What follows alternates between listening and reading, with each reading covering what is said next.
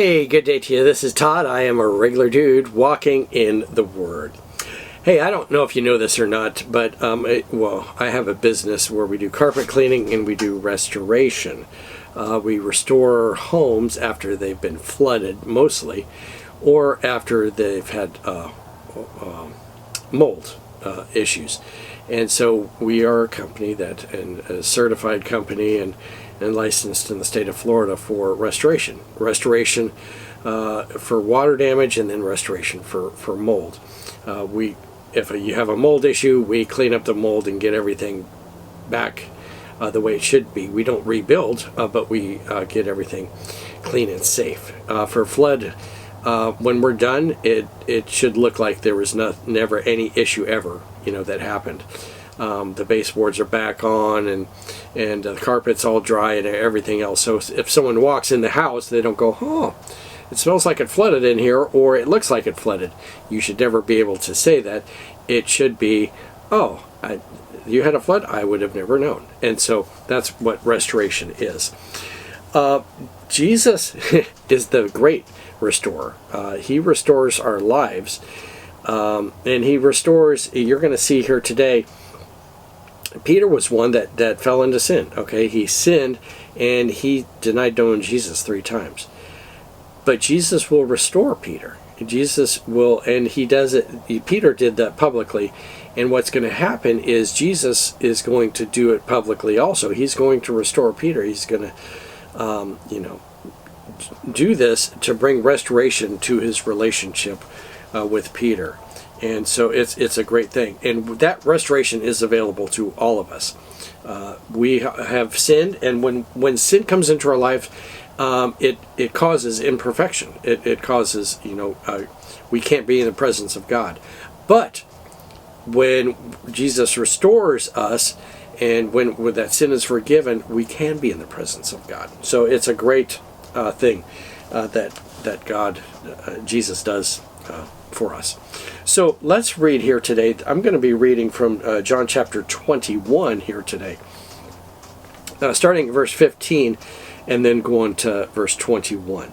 And this is picking that up right after we talked yesterday, where it was entitled Jesus Shows Up to Work. Jesus showed up where the disciples were fishing, and he provided fire and fish and everything else for them. So it was an amazing time.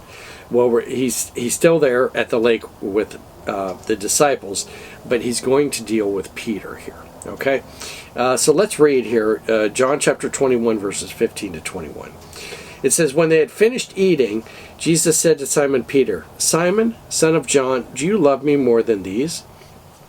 'Yes, Lord,' he said, 'you know I love you.' Jesus said, 'Feed my lambs.'" Okay, so there's the first time Jesus says, "Do you love me?" And before, the sin was that Peter denied knowing Jesus. When people would ask him, "Oh, you're with Jesus," and he would, "Nope, not me." And so he denied knowing Jesus. But here, Jesus is asking, "Do you love me?" And I'm not going to get into the agape and phileo and eros, all those different types of love.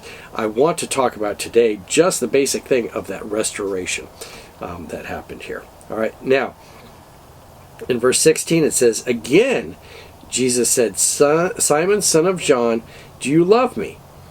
He answered, 'Yes, Lord, you know that I love you.' Jesus said, 'Take care of my sheep.'" So there's the second time that Jesus will say this. And verse 17 says, "The third time he said to him, 'Simon, son of John, do you love me?' Peter was hurt because Jesus had asked him a third time, 'Do you love me?' He said, 'Lord, you know all things. You know that I love you.' Jesus said, 'Feed my sheep.'" And so, we're going to read to verse 21. Jesus said, "Feed my sheep. Very truly, I tell you, when you were young, you were dressed yourself and went where you wanted. But when you are old, you will stretch out your hand, and someone else will dress you and lead you where you do not want to go." Jesus said this to indicate the kind of death by which Peter would glorify God.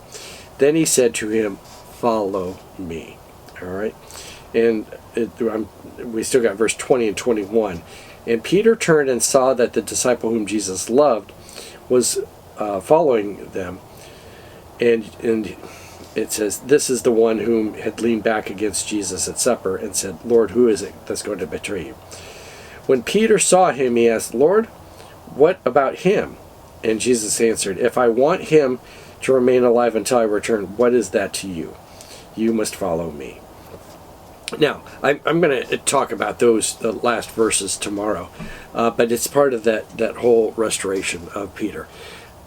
Peter's relationship was restored with Jesus, and they had obviously met privately before, but Jesus is now doing this publicly, where he is saying 3 times, hey, do you love me?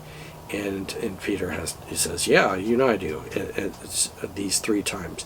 And again, it's that public witness, those 3 times, just like Peter denied knowing Jesus 3 times. Jesus restored him those 3 times, for those 3 times. And so when you look at it later, when God looks at Peter, he sees no sin in him. And that sin has been taken care of. And that's the way, when I talk about restoration in a home and stuff, it should look like nothing happened. And, according to God, nothing happened because Jesus has forgiven that sin and restored Peter. And our lives, we're blessed that we can receive that same forgiveness and restoration. That the sins that I commit, the sins that I do, we can have those forgiven, and we can be right with God. And all we need to do is ask for that, and Jesus is very happy to forgive those sins.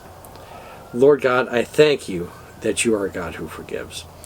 When we fall, when we sin, when we do stupid stuff, and all sin is stupid, but I thank you that you are a God who restores when we fail, and you take away that sin and throw it as far as the east is from the west, so that is not on our record anymore, and you restore us to make us like new. Thank you so much for that. In Jesus' name, amen. Hey, I want to thank you for watching. I am a regular dude walking in the Word, and I invite you to join me tomorrow as we're going to conclude the book of John. Lord's blessing. I'll see you then.